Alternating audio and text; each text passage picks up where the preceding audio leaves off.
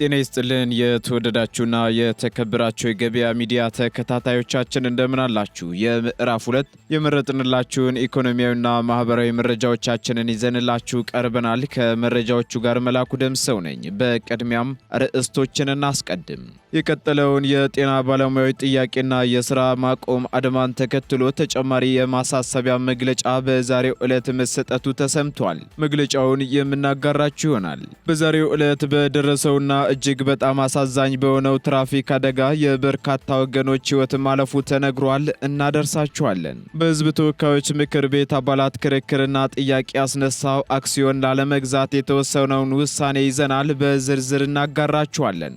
የውጭ ባንኮች ወደ ኢትዮጵያ የሚገቡበትና ስራ የሚጀምሩበት ጊዜ ይፋ ሆኗል የሚሉትንና ሌሎች ኢኮኖሚያዊና ማህበራዊ መረጃዎቻችንን ይዘንላችኋል። አዳዲስ እንዲሁም ትኩስ ኢኮኖሚያዊና ማህበራዊ መረጃዎቻችንን ለማግኘት ታዲያ የገበያ ሚዲያን እንድትወዳጁ እየጋበዝን በዝርዝር ወደ ያዝንላችሁ ዜናዎቻችን እናልፋለን።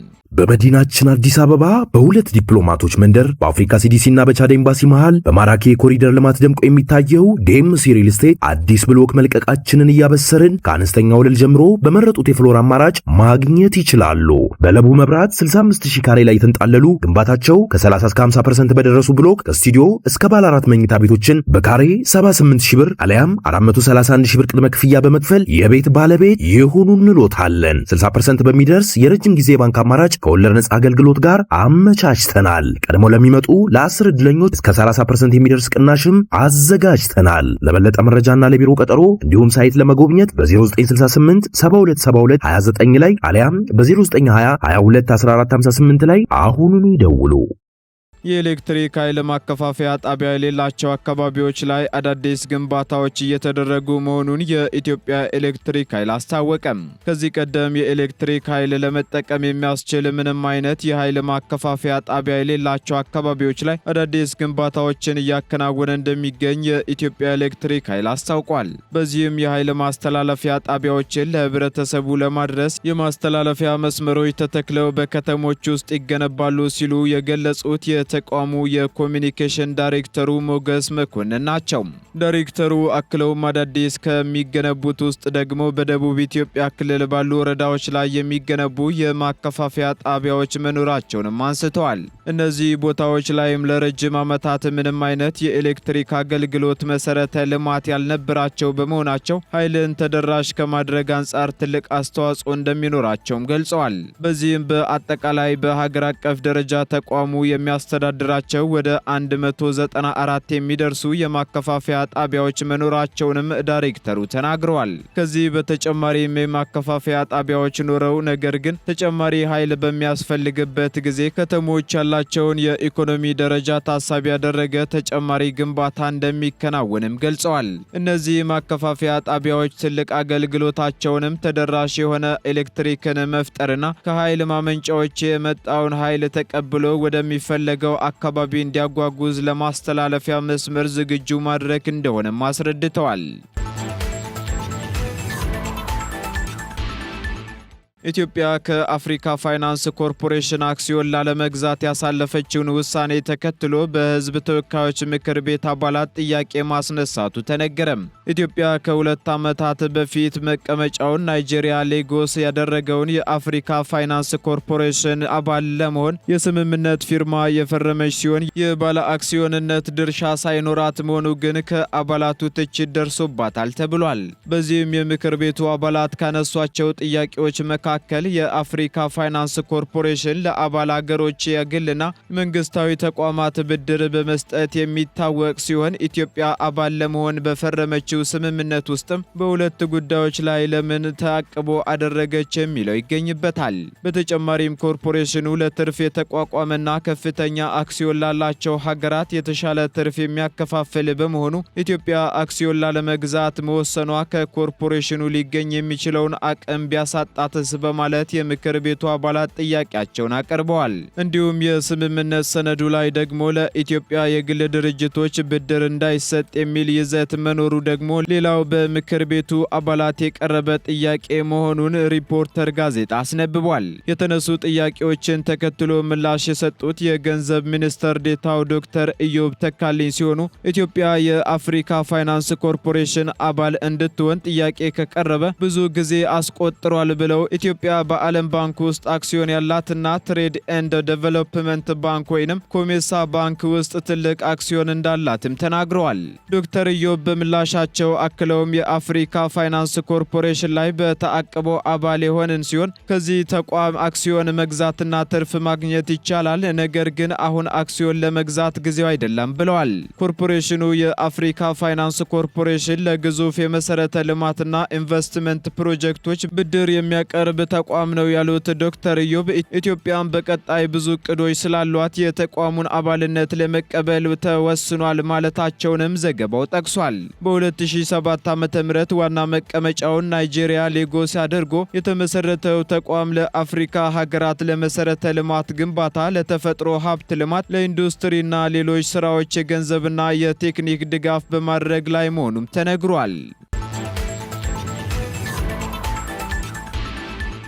በመተከል ግልገል በለስ ከተማ በተከሰተ ትራፊክ አደጋ 12 ወገኖች ሕይወታቸው ማለፉ ተሰማም። በዚህም በከተማዋ በደረሰው የትራፊክ አደጋ እስካሁን የ12 ሰዎች ሕይወት ማለፉን የግልገል በለስ ከተማ አስተዳደር ፖሊስ መምሪያ አስታውቋል። እንደ ግልገል በለስ ከተማ አስተዳደር ፖሊስ መምሪያ መረጃ ከሆነ ዛሬ ጠዋት ከረፋዱ 3 ሰዓት ከሩብ አካባቢ በግልገል በለስ ከተማ በደረሰው ትራፊክ አደጋ ከፍተኛ ጉዳት በሰው ሕይወትና ንብረት ላይ ደርሷልም ብሏል። የግልገል በለስ ከተማ ፖሊስ መምሪያ ኃላፊ ኮማንደር ታዬ ጉርሜሳ የሰሌዳ ቁጥር ኢቲ 17196 የሆነ እስካቫተር የጫነ ሎደር ከቻግኒ ከተማ ተነስቶ ግልገል በለስ ከተማ ሲገባ ፍሬን መቆጣጠር ባለመቻሉ አደጋው ሊከሰት እንደቻለ ተናግረዋል። ተሽከርካሪው ግልገል በለስ ከተማ በሚገኝ የህዝብ መዝናኛ ሆቴል አጥርን ደርምሶ በመግባትም በሰዎችና በንብረት ላይ ጉዳት ማድረሱን ኮማንደር ታዬ አክለዋል።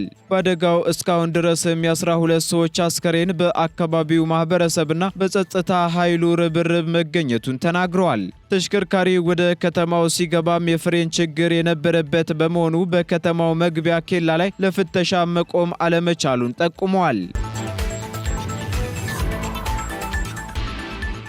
የውጭ ባንኮች ከሚቀጥለው ዓመት አጋማሽ ላይ ወደ ኢትዮጵያ በመግባት ኢንዱስትሪውን እንደሚቀላቀሉ ተነገረም።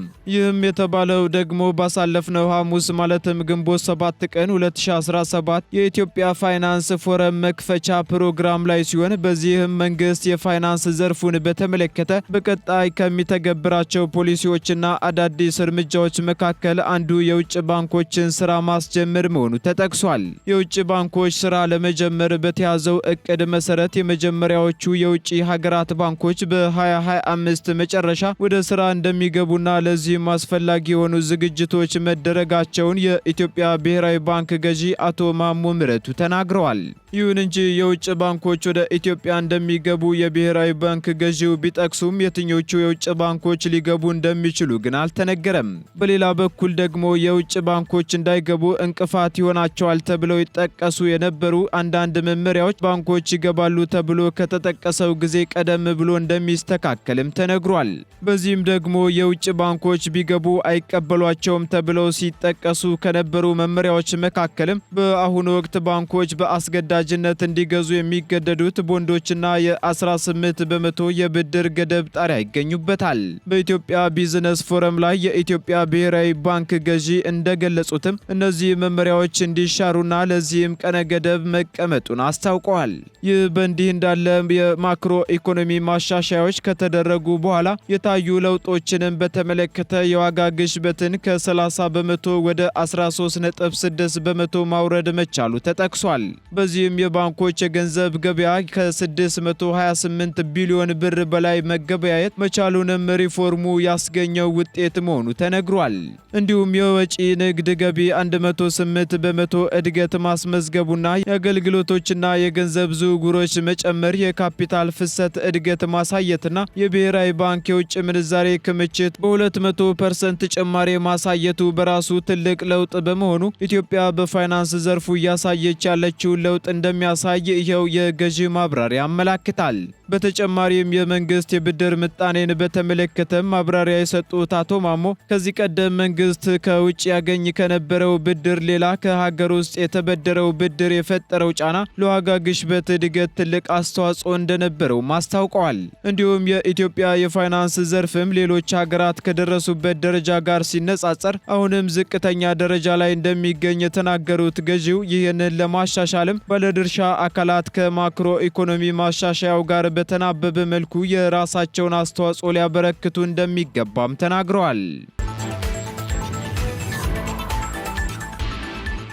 ቀጥለናል። ውድ ተከታታዮቻችን በመጨረሻ ወደምንመለከተው የዝርዝር መረጃችን ስንሸጋገር የጤና ባለሙያዎች ጥያቄ ጉዳይ አሳሳቢነት እየጨመረ በመምጣቱ የሚመለከተው አካል አፋጣኝ መፍትሄ እንዲሰጥበት ሲል የኢትዮጵያ ሕክምና ማህበር አሳሰበም። ማህበሩ ይህን ማሳሰቢያ የሰጠው በዛሬው ዕለት ባወጣው መግለጫ ሲሆን በመግለጫው በአሁኑ ሰዓት በተወሰኑ የጤና ተቋማት በከፊል የጤና አገልግሎት እየተስተጓጎለ መሆኑን እንደሰማም አስታውቋል።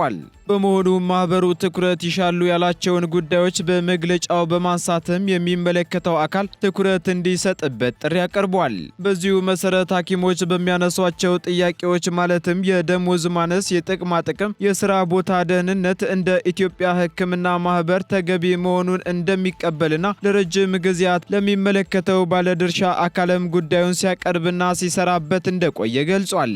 ማህበሩ በመግለጫው አክሎም በአሁኑ ሰዓት ግን የጉዳዩ አሳሳቢነት እየጨመረ በመምጣቱ የሚመለከተው አካል አፋጣኝ መፍትሄ እንዲሰጥበት ጥሪ አቅርቧል።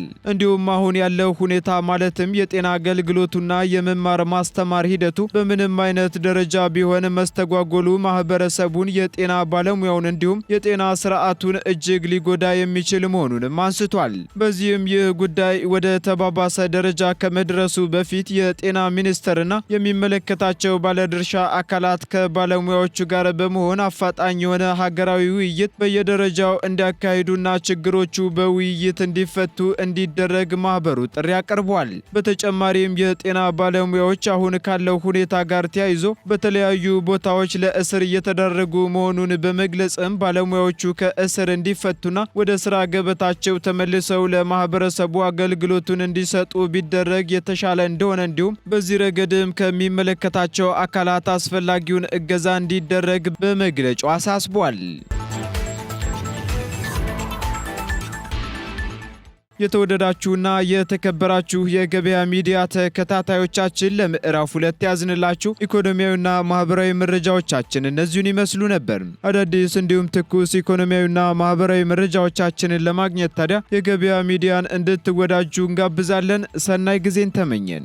በመዲናችን አዲስ አበባ በሁለት ዲፕሎማቶች መንደር በአፍሪካ ሲዲሲና በቻድ ኤምባሲ መሃል በማራኪ የኮሪደር ልማት ደምቆ የሚታየው ዴምሲ ሪል ስቴት አዲስ ብሎክ መልቀቃችንን እያበሰርን ከአነስተኛ ወለል ጀምሮ በመረጡት የፍሎር አማራጭ ማግኘት ይችላሉ። በለቡ መብራት 65000 ካሬ ላይ የተንጣለሉ ግንባታቸው ከ30 እስከ 50% በደረሱ ብሎክ ከስቱዲዮ እስከ ባለ 4 መኝታ ቤቶችን በካሬ 78000 ብር አለያም 431000 ብር ቅድመ ክፍያ በመክፈል የቤት ባለቤት ይሁኑ እንሎታለን። 60% በሚደርስ የረጅም ጊዜ ባንክ አማራጭ ከወለድ ነጻ አገልግሎት ጋር አመቻችተናል። ቀድሞ ለሚመጡ ለ10 ዕድለኞች እስከ 30% የሚደርስ ቅናሽም አዘጋጅተናል። ለበለጠ መረጃና ለቢሮ ቀጠሮ እንዲሁም ሳይት ለመጎብኘት በ0968 7272 29 ላይ አሊያም በ0920 22 1458 ላይ አሁኑኑ ይደውሉ።